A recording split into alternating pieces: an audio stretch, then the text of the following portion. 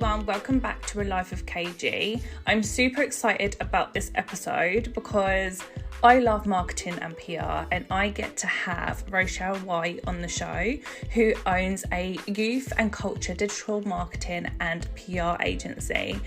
And honestly, this next hour is like a PR coaching session for you. Like, I was so inspired.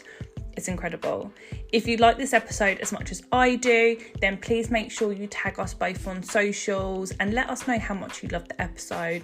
Also, if you subscribe and if you comment on the episode, that really helps us both.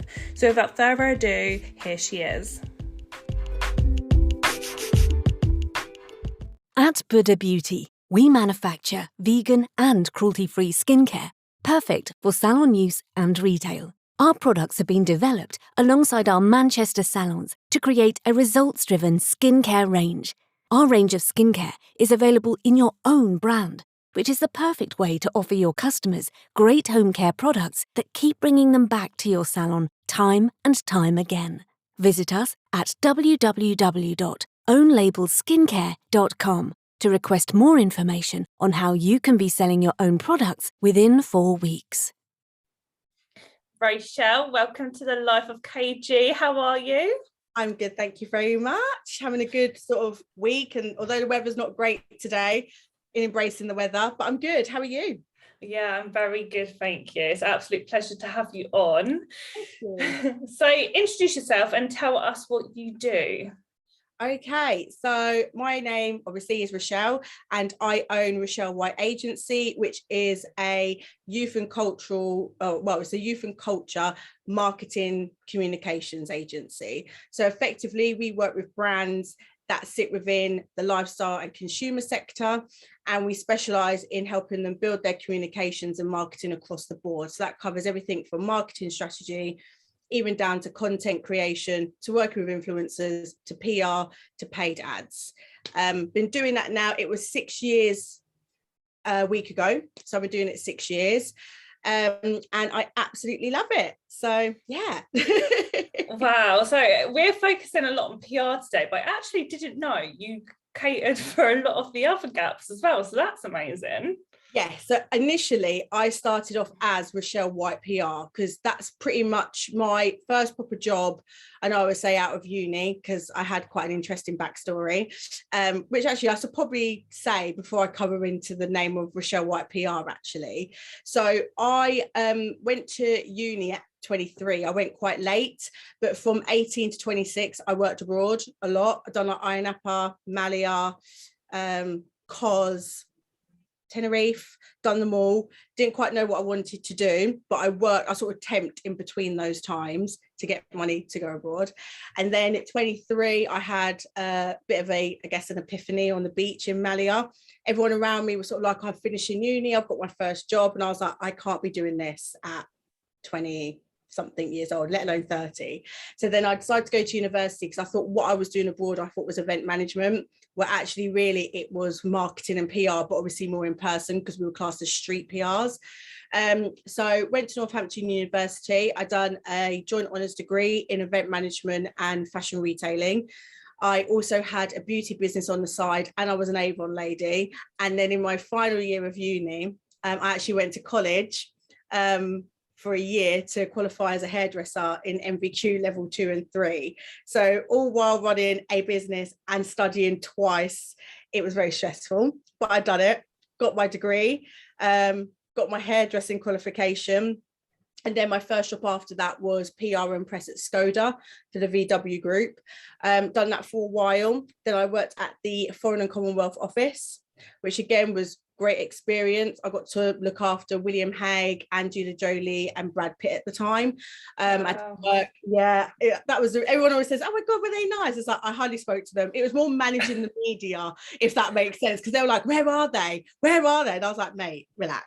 So done that for a long time. And then I worked for a marketing agency. And the sad thing is I loved it because my brands that I looked after was Corsadil, Sensodyne, Pronamel. And then I wasn't really learning much while I was there. It kind of just got a bit stale. So then I thought, if I freelance, I can build up my black book of contacts, build up my skills while working. And then sort of I left there, had enough work for freelancing. And then basically how Rochelle White PR came about was that's sort of what I focused on. And I thought, oh yeah, I can just do PR for brands. However, which came apparent a few years after doing that, is some brands aren't actually ready for PR because they don't actually have an overall marketing strategy, or if they're product-based businesses, they wouldn't have samples to send. They would sort of moan about the cost or say that they didn't know. And if a magazine is requesting, 10 samples, they will go in, I can't really send 10, I can send probably 2. That's not really what a magazine wants. But at the same time, I didn't explain to them that you need to have those things in place and an overarching strategy. So I'd probably say just before COVID, so the middle to end of 2019, I rebranded to be Rochelle White Agency, just because we were covering and doing so much more than just PR, although that is our bread and butter. But what we've also found now is that we look at a brand's communications across the board. So a lot of them will say, yep, we're ready for PR. My first question is usually, do you have a marketing strategy, yes or no?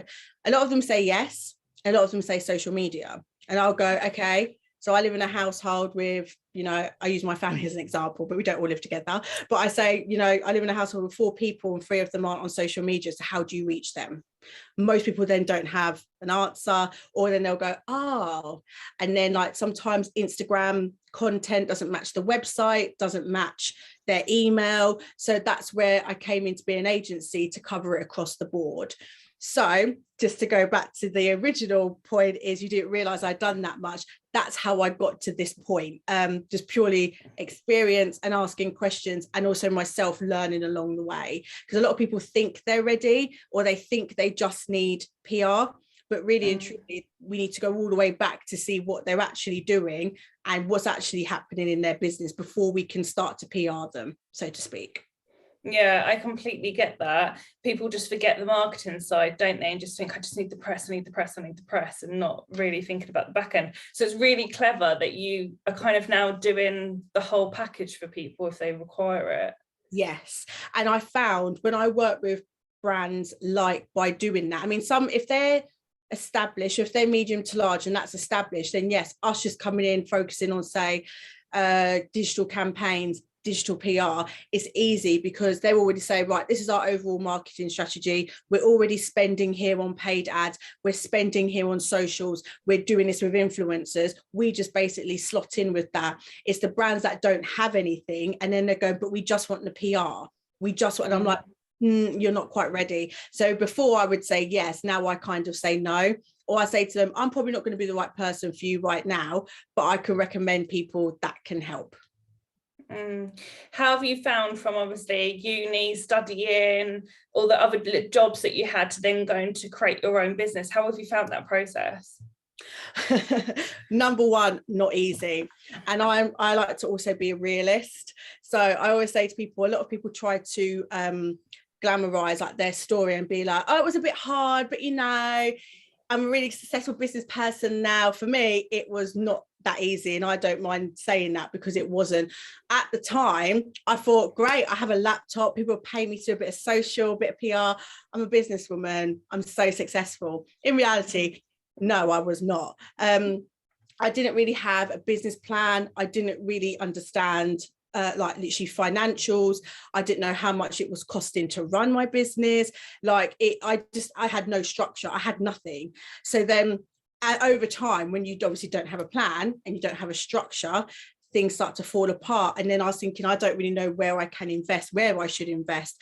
I work with freelancers. I had like work experience people, and really and truly at the time I thought that's what I needed, but then I didn't know what I needed them for. So then it also became that whole thing where I was like, I'm like sort of going like, yeah, I think I know what I'm doing, I'm going to give you that.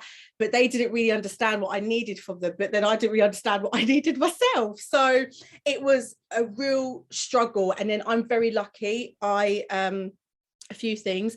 I have like 5 different mentors. So I go to them for different things, different questions. One of them in particular was like my go-to. I pretty much broke down to him one day in London and I was like, I have no idea what I'm doing. I said, I don't know what I'm doing. I said, I hate what I'm doing. He was like, we need to sort out your business. We pretty much redone my business on, I think, a sheet of A4 paper in a 2, 3, 4, 5, 6, in about a 4-hour session. He was like, you're offering too many services. He goes, I can't work out if you do PR. I can't work out if you're a boutique agency, if you're a big agency, if you're small. And all of that I knew. But you know, when someone tells you that and you kind of think, oh, it's a real hit in your gut, but I needed that reality check. And the good thing is I have mentors that give me real talk, and that's what I like. So when they're like, no, that's rubbish, like, you need to sort it out, I'm not like, no, I know what I'm doing. I was like, okay. So I've been humbled a lot. And I'd probably say easily over the past 3 to 4 years, when I say now, I can happily know, like, I know my business numbers, I know my bottom line, I know where I can invest, I know when I can't invest. I fully know now my business. I've got loads of things in place. I've got structure, I've got process. So now when I've taken on my first full-time member of staff, they're very clear on their job role, what they're doing, how they're doing it, having a structure. And that's only come from, I would say, easily failing a lot, but also learning and asking questions, not being stubborn, thinking I know everything and everyone around me is wrong. So it's been for me, it's been a hard but nice experience, because it's also given me a reality check. Business is not easy. A lot of people like to make it look easy. And I think sometimes, unless you've got a huge amount of money behind you, you come from money, or you have like an established income, it's not as easy as just taking your laptop and hopping off to Thailand. It's not that easy. But unfortunately, we live in that life where everyone now seems to be a successful entrepreneur because they can work from their laptop. And I'll say to people, if that's the case, I would not be putting in the hours that I do every day. I would be where America, Dubai, Caribbean, wherever. So for me, I think the reality is it's harder than what people think. That makes sense? I definitely, like, that was the most transparent, honest story I think I've ever heard, that people need to hear, like, because that's a reality, isn't it? I mean, one, people don't even like investing in a coach, let alone 5. But the thing is, everyone teaches you different things and they have different specialities. So that's incredible. The point that you said about the coach was saying that you don't even know what you do, there's so many things, I think is a massive thing which new entrepreneurs do. They think, oh, now I've got this idea and I've got this idea, and they add all these services, because if they are quiet on one service, another service will then boost them up, but it then everything gets diluted. You don't know then what to promote, you don't know then what to even talk about. When people go, what do you do, you're like, I don't even know myself. I do everything. And then it's like, I totally get having like different revenue streams and all that sort of stuff. But I think when it comes to agencies, and I have this conversation, I'm very honest with anyone that I either go to work with or work with. If you're working with an agency and they're saying social media, and then they're saying we can do, I don't know, your blogs, your PR and blah, blah, all for say £500, I'll say to them, you should worry. I said, because there's no way they can do all of that at a high standard for £500 a month. I said, also, if they're doing socials, let's just say, for example, you're in beauty. Now, if I have 20 beauty clients, in my head, that's a clash of interests. So really, I try not to have the same types of businesses that I'm working with, because if I'm working with, say, 15 salons, one, I know all of your details. No, that's just a fact. I have access to all of your details. Now, again, you could then say, Joe, what, I'm working with this salon, they're doing this really well, let's copy what they're doing. There's a whole conflict there, because really you shouldn't be representing more of one or out push 2 in the same industry, because to me there's a conflict there. That doesn't sit well with me. If you're working with a beauty salon, then you're working with a hair salon, then you've got an accountant, then you've got a flooring company. So then what do you do well? Are you specializing in the beauty and hair side, or do you specialize in just general socials? So again, there's a lot of those like that. And I know, like, before, a lot of people say to me, yeah, but you don't have to niche down. Some people say you have to niche down. For me, I niche down in my service, but also I'm very clear on my sectors. Some people aren't do that. Now, you can niche down via service or sector or industry. Mine is more service. I can do marketing pretty much for everyone, but I pick who and what and why, because one, I've worked in a lot of different industries, the car industry, fashion, hair, beauty. I know where my strengths lie. I'm also a qualified stylist. So it's natural for me to stay in the consumer fast moving goods sector. I understand drinks, I understand fitness, I understand fashion. I'm not going to work, no offense, with a law firm. I could do beauty, yes. Is there going to be, I mean, would they get the benefits of what I do? Maybe yes and maybe no. It depends on that business and what they're looking for.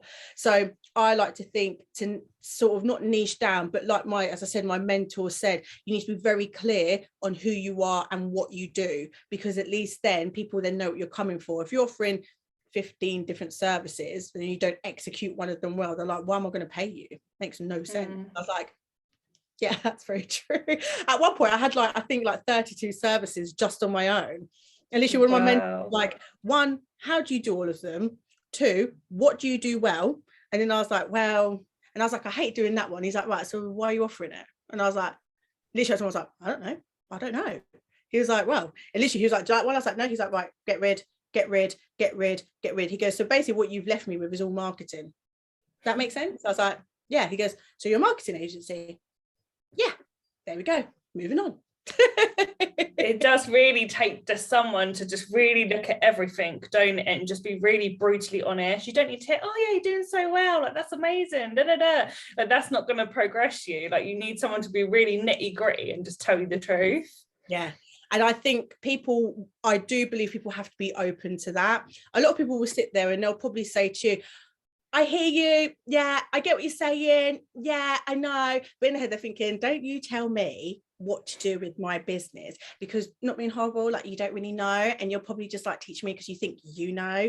There's people that do that. And then they'll say, coaching doesn't work. Mentors don't work. Programs that I've signed up to don't work, because you don't put in, you're not accepting your responsibility, and you're not accepting, do you know what? These people are all doing something and they're all making money. Now they're doing what I want to do. I should probably listen to something that they have to say. That's how I see it. You take the good bits, you take the bad bits, because the good thing is with any advice or training, you don't have to do everything, but they're telling you stuff that it probably resonates, if that makes sense. But I think there's a lot of people out there that will sign up or do something like that or ask questions and then go, yeah, it's great, I'm going to do nothing that you said I'm going to do, because you don't really know what you're talking about. But then I was like, well, look at those people and look at where you are. If there's a difference, they're obviously doing something that you're not. That makes sense. Definitely. You definitely have to be coachable. And I think I've learned that being a coach over the last 3 years. You have some clients that are soak in everything and will really do everything you say and take everything on board, and nothing hurts too deep. Like they would literally like study everything and they're the perfect coachable client. And then you get some that just aren't coachable and they're just not ready for a coach yet. They will be at a later date, but they're just not ready there and then. A bit like when you say people aren't ready for PR, you definitely have to be at that stage to be coachable and take it all on board. Yes. Definitely. But let's talk about PR. Okay. So business and PR. So obviously PR can be a huge growth for business, but how can a business leverage PR the best as possible?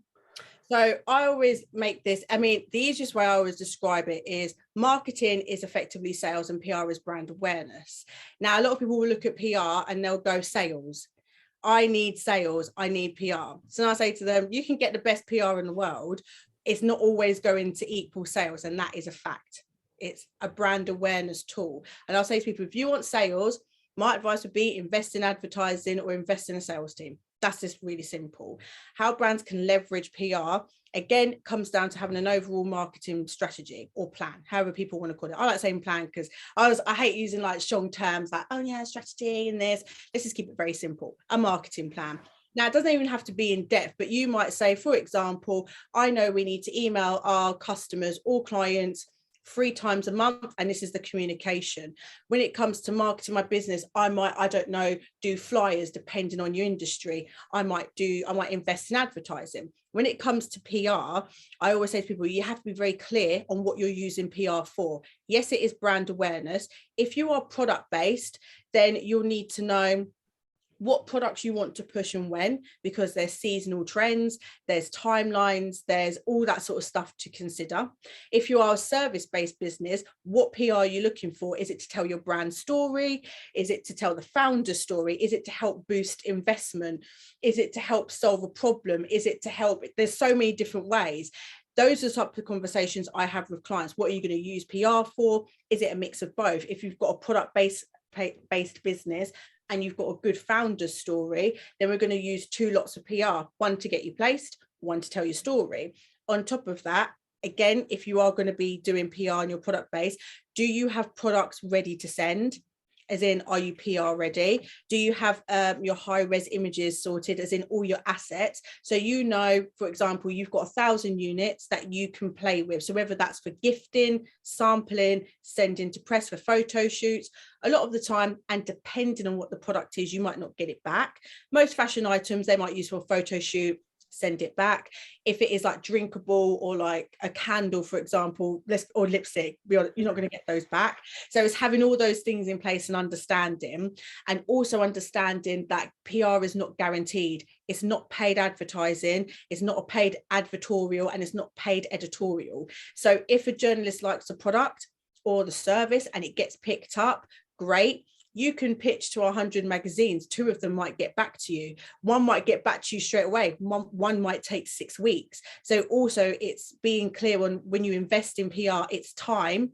And not only is it money, it's also free, and it's also not guaranteed. When brands or businesses do get PR, I always say to them, yes, it is great to put on socials, but at the same time, who else do you have? So if you have investors, do you send them, I don't know, quarterly reports? Do you say, this is what we achieved all in this quarter? Do you email it to your clients? If you are a product-based business, I say it all the time, if you've got a really good placement, say in Stylist magazine, why are you not emailing that to your customer base saying, we've been featured in Stylist, and as a thank you or as an incentive, order it today, you get 20% off by using Stylist 10 or whatever it is. There's so many different ways to utilize the PR. Yes, sharing it is great. If you've got shareholders, let them know. If you've got a business team, if you're internal, if you've got a massive internal team, even a small team, and you want to go through that, you want to email it out, share it on LinkedIn, you can utilize it. You can the website, we've been featured here, this is top featured by blah blah. There's so many different ways to utilize it, but some people just go, oh, I'll put it on Instagram with a link. Do you know what, I'm that person. Oh.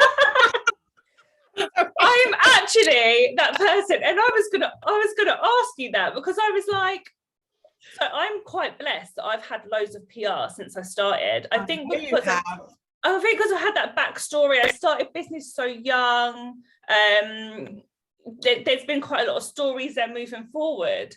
So I've been blessed that I've been able to have all that PR. And then sometimes, I don't know if it's because I'm used to getting the PR, which is even worse. The magazine will sit there in my desk and I'll be like, I'll show you that in a couple of weeks.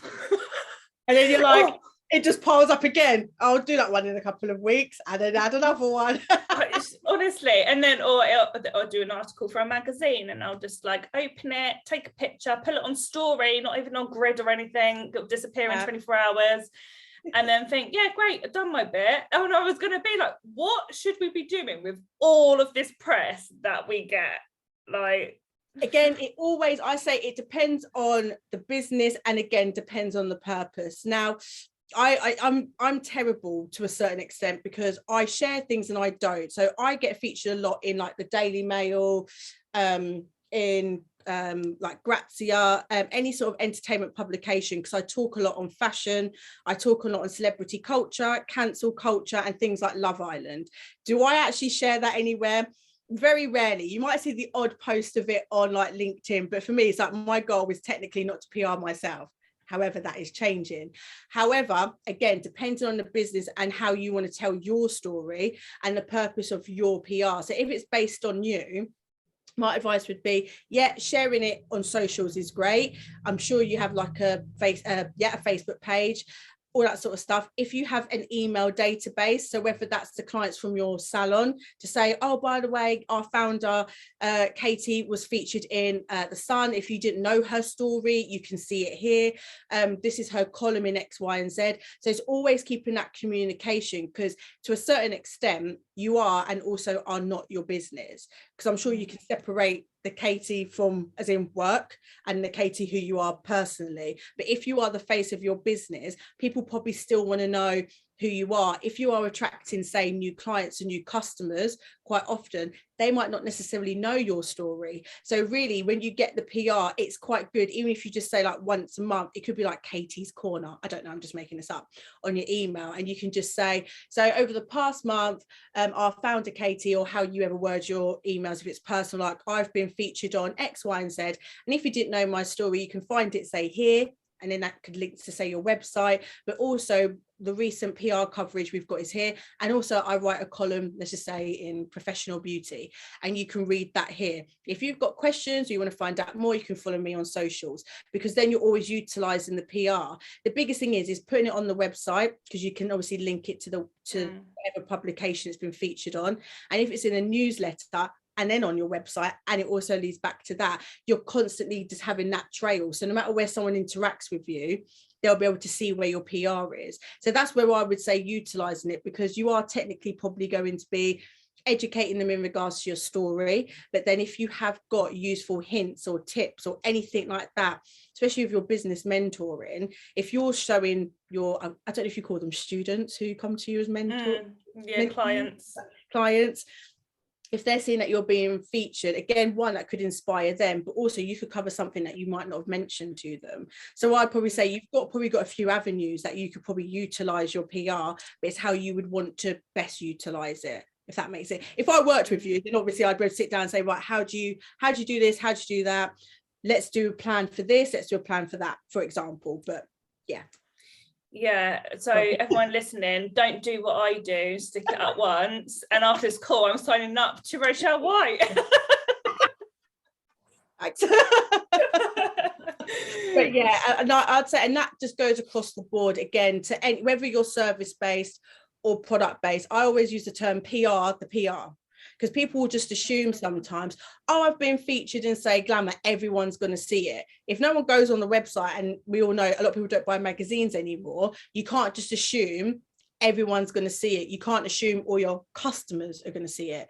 So you have to think, okay, if my customers don't read the magazine or go online, I might as well email them. They're probably going to be engaged with us on socials in some way, shape or form. Or even if you just jump on and say, hi guys, really quickly, I'm really excited, I got featured in Glamour today. If you want to find out more, you can click the link here. I'm going to put it in highlight, but also it's going to be in this month's like email. It's just PRing the PR and utilizing it, so to speak. Hope that helps. Yeah, no, definitely. And obviously PR is expensive, right? It has to be part of your budget in business. Well, because like even if you've done free PR, like you said, you've got to have the product to send out. You've got to be able to afford to be able to do that. But there are also ways of getting free PR. Can you give tips on how they can get free PR? Because I guess free PR, if you can do that and handle it and all your marketing and everything's right, then you could be like, right, the next step is to start paying for a PR agency, would you say? So what I always say, again, I've got a second business which is called PR Source, and in there I try to cover topics like that basically. So what I always say to people, whether you're a startup, a new business, a small business, local or independent, how I see it is that you should have some sort of marketing budget. And the reason I say that is that budget, whether that's to, again, do paid socials, that money is going somewhere. In regards to PR, the best and quickest way is what I say to brands and business owners is you have to invest yourself first. Now, if you don't have the money to pay an agency and you don't fully understand what PR is, you have to also be aware that there are people out there who go, yeah, I'll do your PR for you, no problem. What happens then, because you don't know the process, don't understand the process, they don't fully explain it, you're paying out money and you're thinking, I'm paying these people, let's just say $2,000 a month, I've got nothing, I don't know what they're doing, and they're just sending me a list of titles that they've supposedly pitched to. Whereas what I say to people is, if you want to get PR for yourself, schedule out, whether that's 2, 4, 6 hours out a week, make a list of the publications that you want to reach out to, and then understand how those publications work. So for example, if you're product based and you'd love to get into stylist, you should look at like their hot picks. What products do they pick? What price point? If you feel you fit into that, look who writes the article. And then if you can, I always say the biggest and most underused database is Twitter. There's so many journalists on there, and some way, shape or form, they either have their email address in the bio, they've either put out a hashtag journal request where they've put their email address, or you can send them a DM. If that's the case, you can say to them, oh, I've got a product that I think is right for your magazine. What's the best way to pitch to you? If you take out time and start to implement it yourself, trust me, they will see how long it takes to get replies, get responses, and understand what the process is. Because once you understand that, you could have some success on your own. And some business owners are like, oh my God, me just doing that, I've got, say, 3 placements. I'm really happy with that. Didn't realize how long it took.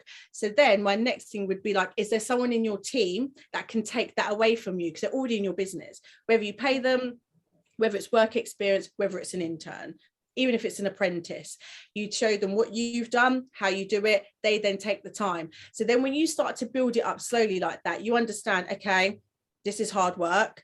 It's going to take a lot longer than probably what I thought. And if you are a business owner, you've got so many other things to do.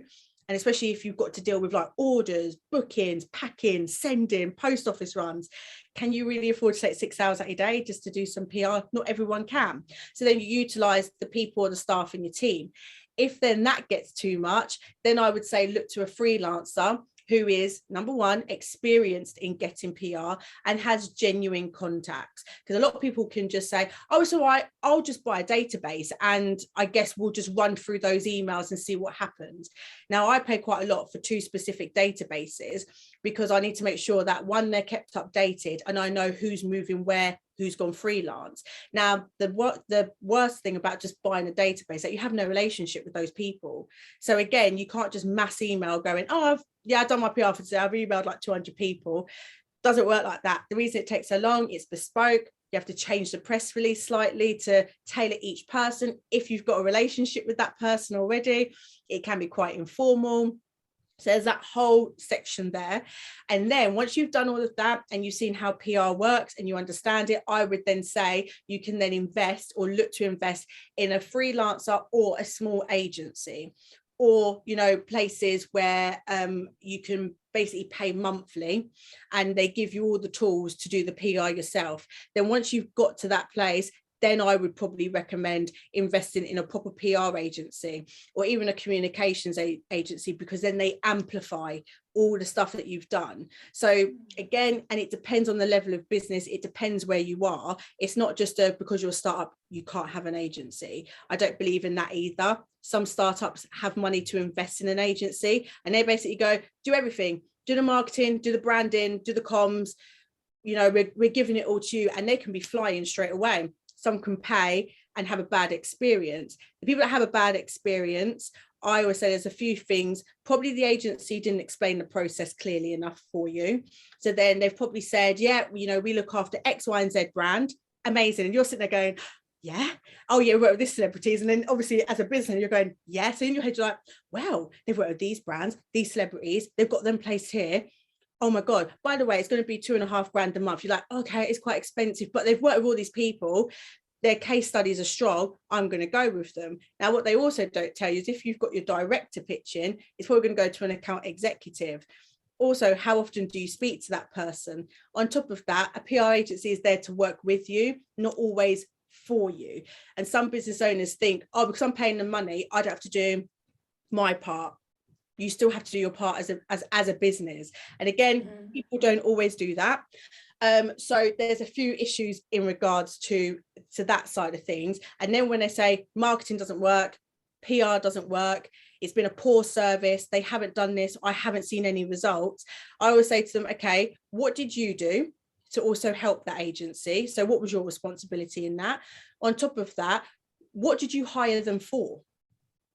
And then a lot of them go, well, to get me PR. I said, right, but what else did you hire them for? To get you PR for what? Build brand awareness, drive traction to the website, increase social following, to work with influencers, to open the door. What was the purpose? Half of them go, Well, I don't know, I just wanted sales. And I said, and that's your problem. You've got on the basis that PR was going to drive the sales. Now, yes, a placement can help, but what else are you doing within your business to support the PR that's being done? And again, these are the conversations I have with people in brands, because they don't always know. Now, I'm quite lucky because the people that I do work with now, they understand the process. I know where I fit into their organization. I'm very integrated into their business and their team. Whereas before, I was just like, yeah, I can just do your PR. This is great. But now that I understand, and as I said, I've got a structure and a framework and a process, I ask a lot of qualifying questions before I even say what the cost is and where I can come in and help. Because a lot of the time, the fundamentals are not there. And then people will get frustrated and go, yeah, well, PRs are rubbish, agencies are rubbish, they charge loads of money for crap. But I'm like, you have to have a relationship with them. I said, you have to interview them as much as they interview you. And you should say to them, yes, you've come to pitch to me. Are you going to be working on my account, or is it going to be someone else? If it's someone else, do I get to meet them so they understand me and my business? You can ask them those questions. They might not answer, they might not want to answer, but most people, they do. And then if you think, I don't feel comfortable enough going ahead, or if you've got a bit of a reservation, air them. And if they still don't feel right, then maybe they're not the agency for you. I don't believe in just rushing to sign with someone because they promise you the earth. I promise no one nothing. Because at the same time, it's like we're entering a partnership. You have to cooperate as much as I have to cooperate. I'm not paid to service you, so to speak, that like you're my master and you tell me what to do. We have to work together to make sure that I'm working towards your goals and your business goals, and we're all on the same page. And when people say it doesn't work, it's probably because they didn't have those conversations, or they didn't understand the process. So I would say to anyone looking to outsource or to start on PR, to get free PR, sorry, just to go back to your point, so I feel like I'm waffling. No. To invest time yourself, so you start to understand the process. And if you can, I mean, there's so many different books that you can buy to help you with that. Use Twitter as a database, because number one, it's free, and even if you're not active on there, you can search magazines, publications and writers. If you do have a marketing budget, be very clear on what that is going to cover. So if you do want to invest in PR, no, anyone that says to you they can give you PR in like 3 to 6 months, again, that would be a concern for me, because it's as I said, it's a long-term commitment and relationship. By the time you're getting 3 to 6 months in, you're still starting to understand the brand and everything else. It's not always a quick turnaround. You'll probably be out of pocket. You'll probably be unhappy. You'll probably say PR won't work. So if you have got a budget to outsource, make it a semi-healthy budget. If you are going to work with a freelancer or even an agency, and even if they say it's £500 for a day, be very clear on what that £500 is going to cover, and also who they actually know at publications or who they've worked with, and they've got some sort of solid proof to say, well, we get PR here for ourselves, we get PR here, here and here, usually on a regular basis, depending on the story or the product. If you then do all of that and you're like, I'm ready to take the step, again, be very clear on what you're happy to spend per month, and also be very clear that you're probably going to be signed up for I'd probably say not even 2 years, for a year, to then basically see a true result from the investment that you're going to make. PR can pay off massively, but you have to put the time and effort in. If you want something quick, I would easily say just pay for advertising, literally. Just do social advertising, do Google, and at least then you can track your return of investment. It's very simple. Yeah, it's definitely a long-term investment, isn't it? PR, definitely. Would you say that as well with the smaller companies, PR they see as popularity, and there's a fight because obviously social media influencers, all of that jazz now, like do people just want it for the popularity and not actually for bringing in the business? I think there are some people, sadly, that it's a vanity thing. They sort of have in their head like anything. I've had some people say, oh, this is my competition. Why are they, say, working with Love Island stars, or why have they got 10,000 followers, blah, blah, blah. And I would say to them, majority of the time, there's a plan behind that. And if I look, a lot of the time, they're either with an agency or they're working with a freelancer. Not all, but a lot of the times that they are. In regards to it being popular, yes, everyone wants to have, as seen in. But I always say to them, but again, it all goes back to the my question of, well, not my question, what's the purpose of you using PR? Because if it is to build brand awareness, great, that means you have to constantly be seen everywhere, be telling different stories, pushing different products. There has to be a purpose behind it. And it's all good saying, because I'm a consumer, you're a consumer. And as consumers, as awful as it sounds, we are very fickle. If someone says that a hairdresser's in, I don't know, London's been seen in Vogue and is seen in Tatler, you're going to think, oh my God, I want to go there, because if Vogue and Tatler and Red are all saying it's absolutely amazing. And if you go and the experience is poor, they have the team's rude, then you're thinking, well, I just came here because they said it was like, everywhere online said it was amazing. It's a bad experience. So it's all good having that PR, but at the same time, if you're in that kind of, whether it's a product or a service, you have to match sort of what the PR represents. There's no point having that status if you as a business doesn't represent what the PR, if it says, you know, great customer service, I was well looked after, and your experience was completely different, whether that is service or product based, you think, well, how are they getting the PR? In my head, I'm like, they've probably got a very good PR team behind them. In regards to, again, work like the whole influencer and social thing, as I would say, it always goes back down to purpose. Numbers to me, what I would say to people, would you rather have 10,000 people say on your Instagram that hardly interact and hardly buy anything or engage with anything that you share? Or would you rather say have 10 followers that read the articles that you post, that click through to your website, and out of those 10, 2 people buy? Then they'll go, well, I'd rather have the people that buy. And I said, right, I said, because from those 2, I said, for all you know, they might have 5 friends. Now, we all know word of mouth, I don't care what anyone says, and I am obviously probably going to contradict myself. Word of mouth is still the best form of marketing, in my opinion, good or bad.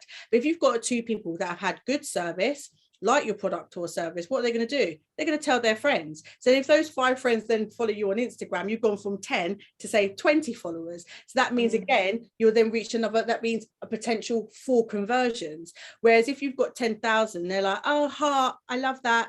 Are you buying from me? No. Are you booking me? No. Are we getting traction on our website from our socials like that? No. Then again, what's the purpose? It always goes down to the purpose of PR.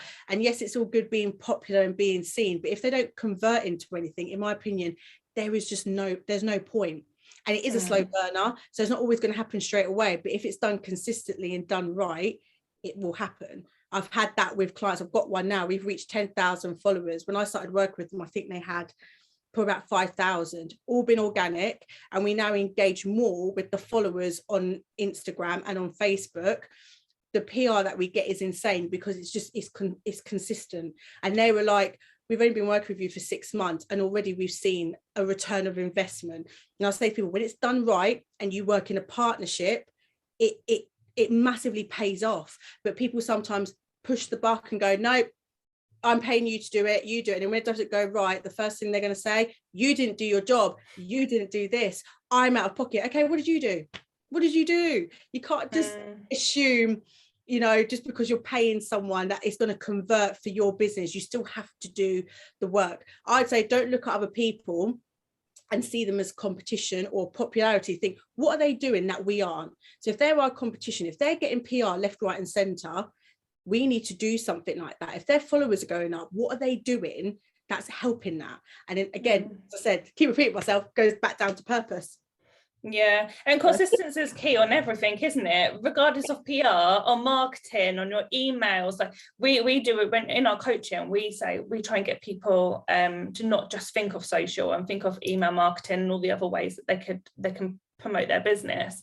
And it's like, you can't just do one email and then just expect everyone to be signing up or booking on or whatever it is that you're selling. Like, you have to be so consistent with social. It's like the same days, the same times, like being consistent all of the time. Everything comes down to consistency. And I think with the world being so busy and everyone going into entrepreneurship, You have to do everything so many more times now than what you used to just to be able to get seen once. Yes, do you know what? And I massively don't disagree with you. And like anything with all your marketing, as you said, whether it's your socials, whether it's paid, whether it's PR, whether it's your email, it has to be consistent. So if you're saying, say, from now until the end of the year, we are going to set up automated emails so that every month, whether it's a new sign up to a newsletter or service, or someone's been with us, we're going to contact them a minimum 2 times. So you just set that up as an automation. So then they know that every month, whether it's the start, the middle, or the end, or after their appointment, or after they've bought something, they're going to get an email communication, because you're already doing more than what you did before. Yes, you get one piece of PR. That's not always going to be the driving factor. Whether it's a big piece, a small piece, a comment somewhere, it's a consistent thing. Everything needs to be consistent. Your socials, whether you post 100 times a day, 2 times a day, keep it consistent. And I would say to people, it's like content creators. Yes, a lot of them live their life on socials. I said, but what do they do every day? And people go, oh, I don't know. I said, they're consistent. They show up every day. You don't get TikTokers that do one video and then go, oh, screw it, I can't be asked to do any later tomorrow. They'll probably post 10 times a day, even sometimes doing the same dance, just in a different location. They are consistent. So naturally, they're going to be seen more. They're going to be interacted more because they're being seen. So everything that anyone should be doing with their marketing, with PR, it has to be consistent, because like anything, it is a long-term investment. So whether it's you or whether it's someone else or whether you outsource it, it has to be consistent. Definitely. Can you leave us with any tips for businesses that are starting out, how to create that brand that will help create them PR? Yes. So I would say more than anything, and this is just, again, this is what I've learned and still learning, because I'm still sort of niching down. You don't necessarily have to niche down in specifically what you do, but it could be service, it could be product. But I'd probably say find your niche, be consistent. And in regards to your marketing, don't just think social media. Don't just go, oh, well, everybody else is on Instagram, so I'm just going to go on Instagram. I shared this in one of my other groups the other day. A lot of people don't know that last year and the year before, TikTok was more searched than Google.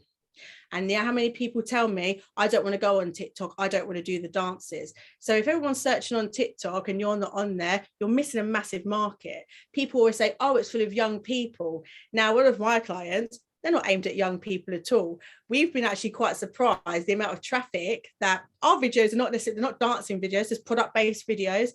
The amount of traction those videos have got, which have led to the website, which has converted into sales through TikTok, is insane. Now, people want to knock TikTok.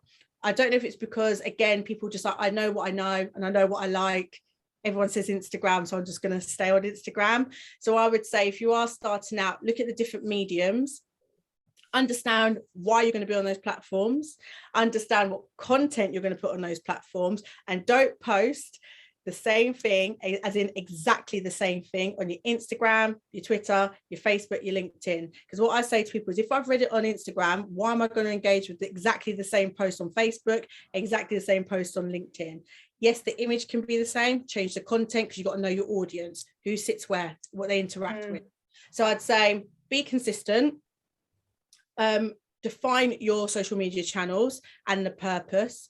I would say as well, because a lot of people underuse email marketing, invest in email marketing, whether that's once a quarter, once a month, once a day, however you find your business, and it'll be trial and error. If you are going to invest in anything, do your homework, as in why you want to outsource, what your budget is going to be.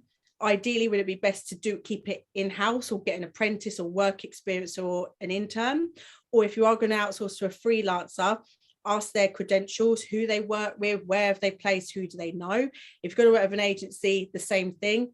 Also know that it's probably going to be a 12-month contract. Some do 24-month with a break clause. So be aware of all of that. But my biggest thing is be clear on your purpose of your marketing and your PR. Don't just look at it as, well, everyone says I need to have a marketing plan. Someone's going to roughly do one. If your marketing is to drive sales, what are you going to do? So yes, your email, socials can all fit under that. And if you are going to do PR, what's the purpose? Because really your business goals should be aligning with your marketing goals. So I run all my clients based on the financial year and the yearly quarters. And the reason I do that is because I know long lead publications times. I know when Christmas in July happens. I know when pitching is. I know when the short leads run. So I do everything, again, all agencies, everyone works differently. That's just my process. But if you're going to do it yourself, how are you going to run your business? January to December, you're going to do March to March, you're going to do March to April. Figure that out. And then whatever you want to do within that year, you have to break it down. Right, so this month we want to get 5 publications. The purpose of that is because we want to let our customers know our products are amazing. Where do we want to be seen and how? And we have to be consistent. So for that next quarter, we're going to dedicate 24 hours over that period to focus on PR and then do it that way. So be consistent, have a purpose. Don't just focus on socials, but have a purpose and goal for your socials. If you're going to outsource, have a healthy budget and understand what that looks like and do your homework. They'd probably be my 5 things I would say. So I hope that sort of is clear. Well, I feel like I've had a whole PR coaching session for the last hour, and I'm sure everyone listening to this will feel the same. It's been so knowledgeable. Thank you.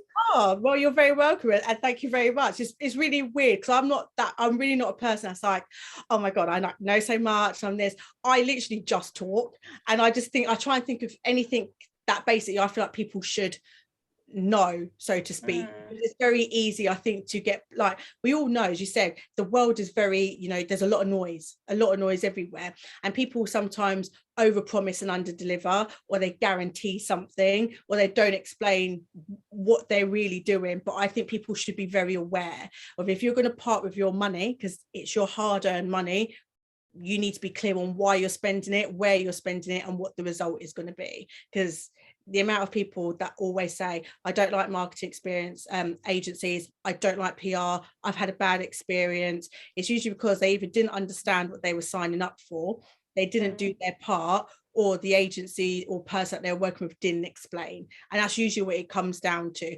A lot of the time it's people not always taking accountability for their side and not asking the questions that they probably should have asked. But that's not everyone. It's sometimes just both parties, or it could just be a bad mix. Yeah, definitely. I'm going to put all of your links in the show notes, but where can people reach out to you?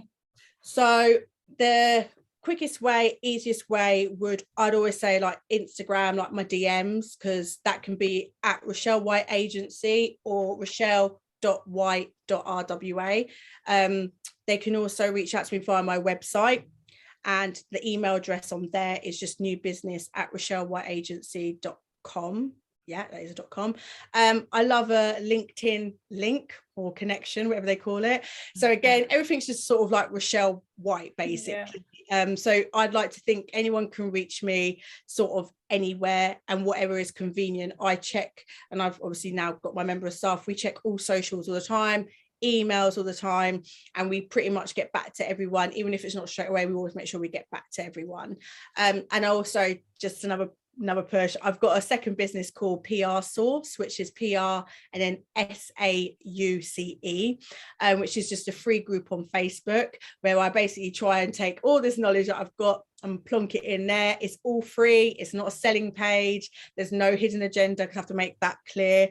It's it's just a free group. And then from there, if people did want consultancy or anything like that, there are options, but that's not the point of the group. The group is literally just to educate small businesses, local businesses, independent businesses, or even startups, because it's not something that we necessarily do as an agency. We work with more medium to large, but that group is for anyone really who's got questions around marketing and PR. I'm in that group myself, so I can honestly say it's so good. Yeah, and you give so many, like, there is loads of opportunities that people can take from that group as well, because you say, oh, a product's needed for this, email this person and stuff like that. So yeah, if anyone's listening, definitely sign up to the free group so you can see what Rochelle does. But thank you very much. It's been absolutely incredible episode, so really, really grateful. Thank you. Oh, well, thank you very much. Number one, for asking me, and thank you very much for giving me the opportunity to waffle for like nearly an hour. But I've actually really enjoyed myself, and I love doing things like this. So again, just thank you so much. It's like if we were in person, I'd clearly give you a big hug because I'm a hugger. So I'd be like, oh my God, thank you so much. You'd be like, you weirdo. No, I'm definitely a hugger as well, so I understand. Love it. No, thank you very much. Thank you. Have a good day. £17,500. That's how much your business could be missing out on in tax breaks. New research tells us that most small British businesses don't know what tax breaks they're entitled to. Uniforms, training, even summer parties. Awesome won't let you miss out on tax breaks your business is entitled to. Awesome gives you the tools to keep track of what you're owed and an expert accountant to advise on the right tax breaks for your business. Think about what your business could do with an extra £17,500 each year. Go to osome.com/Spotify, that's awesome.com/Spotify, to get exclusive access to awesome software and 2 months free accounting. Get an awesome team to make running your business awesome.